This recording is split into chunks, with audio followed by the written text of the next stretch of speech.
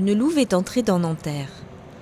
L'œuvre collective et éphémère installée sur la place Nelson Mandela vient conclure la résidence de l'artiste colombienne Alexandra Arango. Dessine-moi Nanterre. J'ai travaillé avec 12 lieux, en fait, dans des écoles et des centres sociaux. Tous ces lieux sont placés dans le territoire de Nanterre, dans différents quartiers. J'ai voulu connecter chaque des lieux comme en créant une sorte de constellation urbaine, une cartographie imaginaire. Et en fait, ça a donné le dessin d'une louve, que j'appelle la louve de Nanterre parce que la louve, c'est un animal qui a une connotation des protecteurs de la ville, comme à Rome, nourricière. Donc on va dire que c'est un animal que je vais donner, en fait, avec les gens qui m'ont aidé à élaborer ces projets, pour protéger Nanterre pour quelques semaines.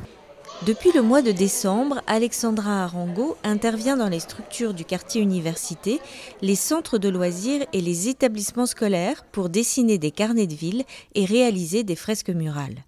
Les élèves de CM1 de l'école Henri Vallon ont participé à l'aventure.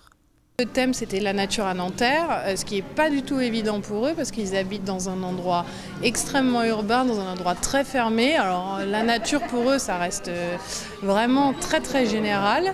Et elle leur a demandé à la fois de mélanger le réel, c'est-à-dire le chemin qu'ils faisaient tous les jours pour venir de l'école jusqu'à leur classe, mais en mêlant un peu d'imaginaire, c'est-à-dire elle leur a demandé d'imaginer toute la nature qu'ils aimeraient rencontrer sur ce parcours.